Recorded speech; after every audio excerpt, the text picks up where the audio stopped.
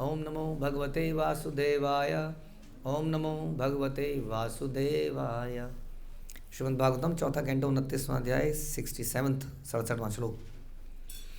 अदृष्टं श्रुतं चात्र क्वचिन्मनसि दृश्यते यथा तथानु मंतव्यम देश काल क्रियाश्रयम।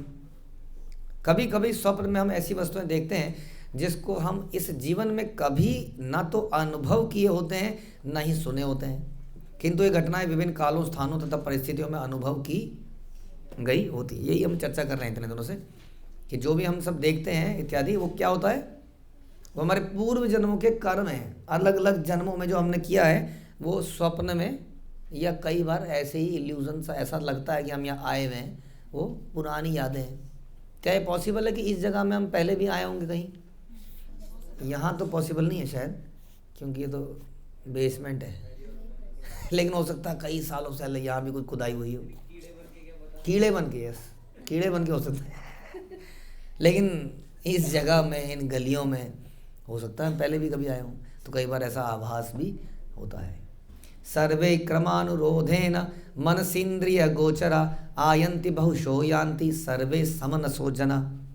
जीव का मन विभिन्न स्थूल शरीरों में रहा करता है। स्थूल शरीर मतलब बताइए जी,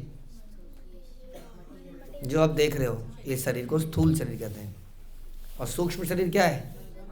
वेरी गुड। तो जीव इस स्थूल शरीर में रहता है और इंद्रिय तृप्ति के लिए व्यक्ति की इच्छाओं के अनुसार मन विविध विचारों को अंकित करता है। मन डिजायर्स पैदा करता है।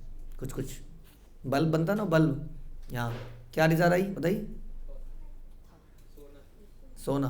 सो जाता हूँ रजाई में, कितना मज़ा आएगा। ठंड में पकोड़े, चाय, बर्गर, कुछ कुछ ऐसे आता रहता है यहाँ पर स्वप्न, इच्छाएं। तो ये मन बनाता रहता है। हाँ, फोटो भी बनाता है कि नहीं? फोटो के साथ बनाता है, फोटो भी दिखती है साथ साथ, टीवी।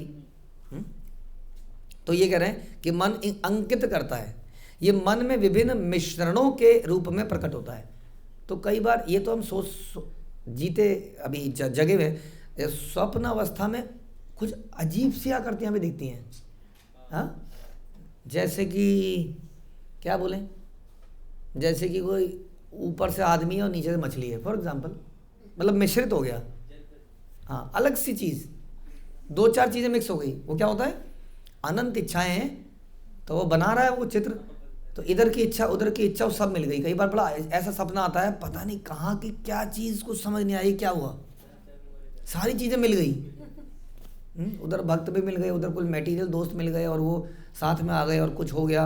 वो कहीं भाग रहे थे, अचानक से गुंडा आ गया, उधर से हम कूद गए, उधर से कुछ हो गया, पता नहीं क्या हो गया, सब मिश्रित हो गया। क्यों? अब कहाँ तक कंपार्टमेंट बनाए, अनलिमिटेड होती जा रही है वो इच्छाएं। तो कई बार क्या हो, स्पिल ओवर हो जा रही है वो इच्छाओं को। अलग अलग कंपार्टमेंट है ना, अलग अलग जीवन है। तो आपका जैसे कि आपकी मेमोरी है, आपकी हार्ड ड्राइव होती है ना, तो आपको पता नहीं चलता, सिंपल सी दिखती है, लेकिन उस हार्ड ड्राइव में सेक्शन होते हैं बहुत सारे। हाँ, उन सेक्शंस में इंफॉर्मेशन को स्टोर किया जाता है। ये वाली फाइल यहाँ है और कंप्यूटर को पता होता है, ये एक्सेस इंडेक्सिंग होती है उसकी, ये फाइल यहाँ है, ये फाइल यहाँ है, ये फाइल यहाँ है, उसको पता है कौन सी फाइल कहाँ है। हाँ, आप करते हो कई बार डीफ्रेगमेंटेशन करते हो कंप्यूटर का, तो वो यही सब वो लोकेशन वगैरह उसका अपने दिमाग में रख लेता है। ठीक है, अब अनंत लोकेशन है तो उसमें अनंत फाइलें हैं। अब लेकिन माइंड का इसके साथ कोई कंपैरिजन नहीं है, क्योंकि माइंड में मिलियन बिलियन ट्रिलियन पता नहीं कितने ईयर्स के कंपार्टमेंट बने हुए हैं, और वो छोटे छोटे कंपार्टमेंट नहीं है, पूरी पूरी एक लाइफ है भैया। माना 100 साल की ये लाइफ, 70-80 साल की, कितने तो मनुष्य जीवन की लाइफ, और के कितने संस्मरण, सब आर्काइव है। पेड़ की लाइफ, कीड़ों की लाइफ, वो सब यहाँ पर है। तो कभी कभी क्या होता है, ये स्पिल ओवर हो जाता है। हाँ, ये मिक्सिंग हो जाती है, हिल जाती है, ड्राइव हिल गई। हिलने से क्या हो गया, इधर का कंपार्टमेंट्स के ओवरफ्लो हो गई इन्फॉर्मेशन, इधर से उधर, उधर से इधर उधर। और ये होपफुली ये जीते हुए ना हो हमारे साथ, जब जगे होते हैं तब ऐसा हो जाए तो क्या हेलुसिनेशन क्या कहते हैं, वो समझ नहीं आया क्या हो गया। हाँ, कुछ समझ नहीं क्या हो गया मेरे साथ, नहीं कंप्यूटर की तरह हो जाएगा। लेकिन भगवान बड़े मर्सीफुल है, अधिकतर हमारा दिमाग ठीक ही रहता है, लेकिन सोते हुए ये सब हो जाता है हमारे साथ। इसलिए ये सारी इन्फॉर्मेशन मिक्स हो के कुछ मन अंकित बना, कुछ अलग सी आकृति बना देता है जो एक्चुअली में ऐसी कोई चीज़ होती नहीं है।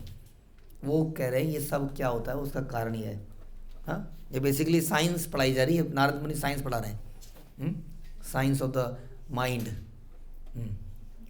तो अतः कभी कभी ये प्रतिबिंब ऐसी वस्तु के रूप में प्रकट होते हैं जो पहले ना तो कभी देखे गए ना कभी सुने गए। इस प्रकार से अलग अलग सी चीज़ें आ जाती हैं।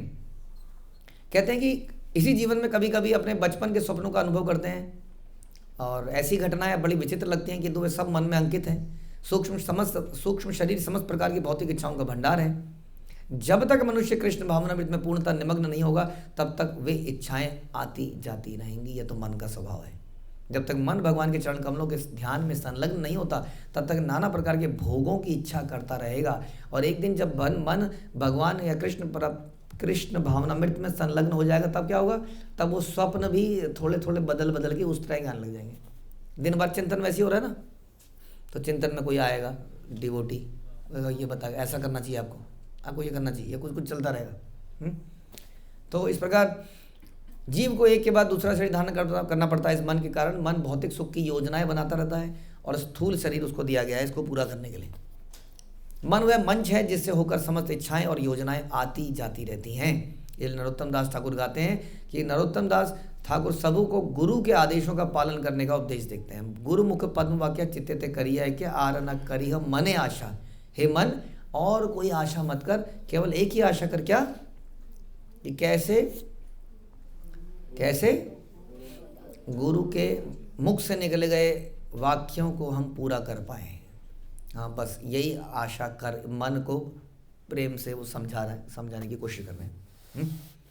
क्योंकि जब मन भौतिक इच्छाएं करता है तो भौतिक शरीर मिलता है, जब मन आध्यात्मिक इच्छाएं करेगा तो आध्यात्मिक शरीर मिलेगा। Very simple. सत्वै कनिष्ठ मनसी भगवत पार्श्ववर्तनी तमश्चंद्रमसी वेद मुपराज्या वभासते। कृष्ण चेतना का अर्थ है ऐसी मानसिक दशा में भगवान के साथ निरंतर साहचर्य जिससे कि भक्त इस दृश्य जगत को श्री भगवान के ही समान देख सके। भगवान के समान इस जगत को देख सकें, क्या मतलब? भगवान के समान देख सकें मतलब हम समझ पाएं ओ ये टेम्परेरी वर्ल्ड है। नहीं, ये उन आत्माओं के लिए है जो विद्रोही हैं और अभी शुद्धि करने के लिए आई हुई हैं। हम समझ पाएँ ये मेरी जगह नहीं है, मुझे यहाँ नहीं रहना है, मुझे जेल में नहीं रहना है, मुझे भगवान के पास ही रहना है। इस तरह से देख पाए। नहीं, भगवान भी नहीं चाहते कि हम लोग यहाँ रहें, लेकिन हम चाहते हैं कि यहाँ हम रहें। तो ये विपरीत हो गया, हमारा व्यू और भगवान का व्यू बदल हो गया। भगवान क्या चाहते हैं हम लोग कहाँ जाएँ? भगवान के पास जाएँ। हाँ, और हमें भी यही चाहना है कि हम भगवान के पास जाएँ और इस जगत में वही आत्मा रहेंगे जो बीमार हैं। तो ये व्यू जब तक हमारा नहीं बन जाता, ये व्यू ऐसे ही हम देख पाएँ कह रहे हैं। ये अर्थ है कृष्ण चेतना का। हम कृष्ण की चेतना हमारी चेतना। भगवान क्या चाहते हैं कि प्रचार कार्य फैलाया जाए। क्यों? ताकि इन आत्माओं को भी वापस लेके जाया जाए। तो कृष्ण की चेतना हमारी चेतना, उनकी इच्छा हमारी इच्छा। तो हम भी यही प्रयास करते हैं कि कैसे प्रचार फैलाया जाए और कैसे, ये नहीं कि कैसे ले हमारे फॉलोवर बने, इसलिए कि कैसे ये भगवान के पास चले जाए, बस ये पर्पस। लेकिन ऐसा देख पाना सदैव संभव नहीं होता। यह राहु नामक अंध ग्रह के समान प्रकट होता है जो पूर्ण चंद्र होने पर ही देखा जाता है। कहना बड़ा मुश्किल काम है ऐसा विजन बना पाना। क्यों? क्योंकि यहाँ पर माया देवी के द्वारा इतना जाल फैलाया गया है कि हम 5 मिनट में भूल जाते हैं। अभी सुनते हैं, 5 मिनट बाद फिर भूल जाते हैं और फिर उन्हीं कार्यों में संलग्न हो जाते हैं, जो कि हमारी इस चेतना को और बढ़ाता है कि इस संसार में रहना है, अच्छे से रहना है, बढ़िया करके रहना है। इतने सारे लोग रह तो रहे नहीं। अब बताइए वो मिस्टर अनिल अग्रवाल, हाँ, ही लॉस्ट हिज सन, पता नहीं क्या मिलियनर बिल क्या बोलेंगे, 36,000 करोड़ और वट एवर, पता नहीं क्या 36,000 करोड़, उससे ज़्यादा, कोई 3 लाख करोड़ कह रहा है, कोई कुछ कह रहा है, I don't know how much. But उसका बेटा चला गया। बताइए इससे ज़्यादा क्या भला इस पैसे को अगर वो ऐसे करके लुटाए रोज़ तो ख़त्म ही नहीं हो सकता वो। बताइए क्या कर सकता है इससे वो? दुनिया में किसी भी जगह पर कितने समय के लिए भी रह सकता है, कहीं पर भी दुनिया में। लेकिन वो इतना रिजेक्टेड फील कर रहा है कि इस सेट कि मैं सब डोनेट कर दूंगा, बेकार है, सारी दुनिया बेकार है। बताइए, तो हमें सुनना चाहिए ऐसे लोगों से कि वहाँ पर पहुँचकर अब वो क्या फील कर रहा है, उसके हाथ में नहीं है, उसका बेटा मर गया, वो कुछ नहीं कर पाया अपने पैसे से। हाँ, और इस फीलिंग की अब क्या करे, सब बेकार है, is ready to give up everything. समझ में आया? तो ये बड़ा इंपॉर्टेंट चीज़ है हम लोग, लेकिन फिर भी तो बड़ा ये इल्यूज़न ऐसा है ना ये। अब जैसे हमने सुना बात, अब थोड़ी देर बाद फिर भी हम कोशिश यही करेंगे कि हम भी वहाँ पहुँच जाएंगे इस तरीके से, नॉट रियलाइजिंग द रियलिटी। ये है अंधग्रह, ये हमें अंधा बना देता है एक सेकंड के अंदर, और हम बिल्कुल समझ नहीं पाते कि क्या करना चाहिए क्या नहीं करना चाहिए।